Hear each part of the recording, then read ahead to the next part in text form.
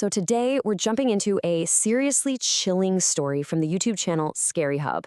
It's a tale that pits modern-day disbelief against some really ancient superstitions, and it's all about one single act of defiance and the absolutely horrifying price that was paid for it. This is really the question at the heart of this whole thing, isn't it? In our world, a world of science and logic, what actually happens when you decide to provoke something that's just beyond our understanding? Well, we're about to find out. Okay, picture this. It's late, like 1 a.m. late. You've got 4 friends walking home from a party, just laughing and talking under this single flickering streetlight. And they're at a crossroads, a place where paths meet. Believe me, their night is about to take a seriously dark turn. Now, to really get what happens next, you need a little bit of context. A Choraha, or a crossroads, is a huge deal in many folk traditions. It's seen as this in-between space, where the veil between our world and the spirit world is thin. This ritual is basically someone trying to dump their bad luck or a curse onto the very next person who disturbs the offering. So, as the friends are walking, that flickering streetlight is making it pretty hard to see. And then, bam, one of the girls, Priyanshi, she stumbles. Her foot lands right in a pile of ritual items. We're talking a lemon pierced with countless pins, a red sari, all this stuff just left in the middle of the road. And at that exact moment, the streetlight stops flickering. It just casts them all in this steady, harsh light. And this is where it all kicks off. Her friend Ayushi is horrified. She knows exactly what this stuff means, and she begs Priyanshi to apologize right then and there, to ask for forgiveness from whatever spirit the offering was meant for. But Priyanshi, she just laughs. She calls it foolish superstition and mocks her friend for being so scared. But she's not content with just laughing it off. Oh no, she doubles down. She actually says, "Was this the stuff my foot touched? Watch what I do now." And with that, she deliberately kicks the ritual items, scattering them all across the road as she walks away, laughing. She has absolutely no idea what she's just invited into her life.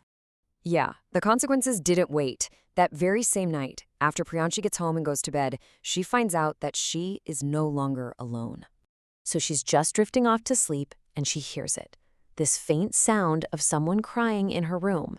She opens her eyes, looks around, sees nothing. She thinks, it's just her imagination, and tries to sleep again. But the sound comes back, and this time it's a little louder. And then she sees it. Perched on her ceiling fan is a woman in a red sari with a horribly burned face, just staring at her.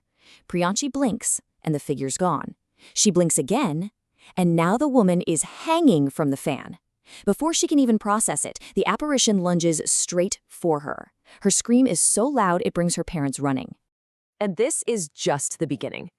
After her parents leave her room, she gets up, goes to her mirror, and smiles this terrible smile.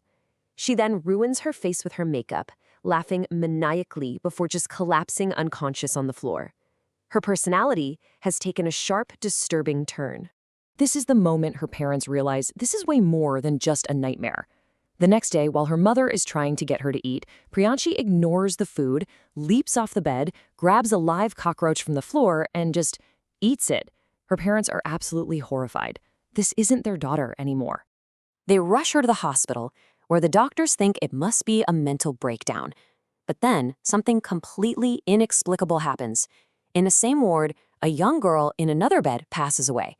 Priyanshi, who's been unconscious, suddenly sits bolt upright and speaks to the grieving parents in the dead girl's voice, comforting them. How could she possibly know that? The doctors are baffled, but her mother's worst fears are confirmed. Back home, the situation escalates from a single haunting to something way, way more terrifying. The true nature of what's happened to Priyanshi is about to be revealed. One night, in her room, Priyanshi feels surrounded by whispers. She looks around and sees not just one spirit, but an endless line of souls, all moving towards her. She even recognizes a classmate who had died the week before. They aren't just haunting her room, they are moving into her. Her parents, totally desperate now, call a tantric, an exorcist.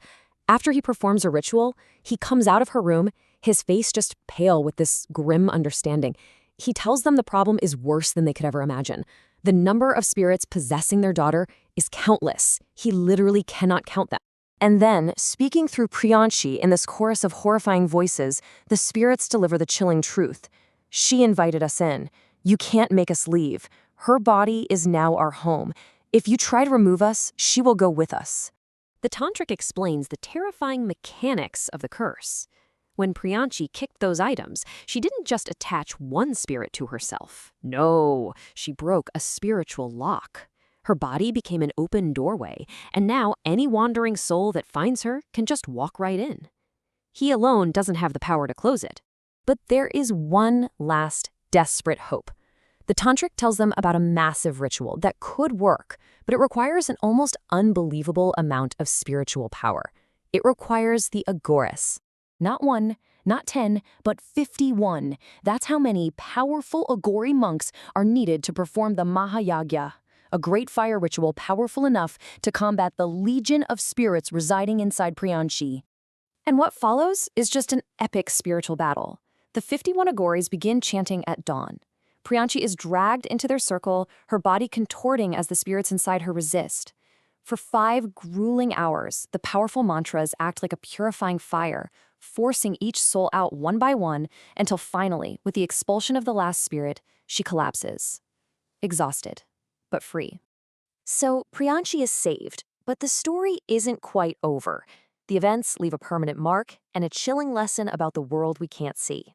The Agoris don't just expel the spirits, they perform a ritual to permanently seal the spiritual doorway that Priyanshi's actions had opened.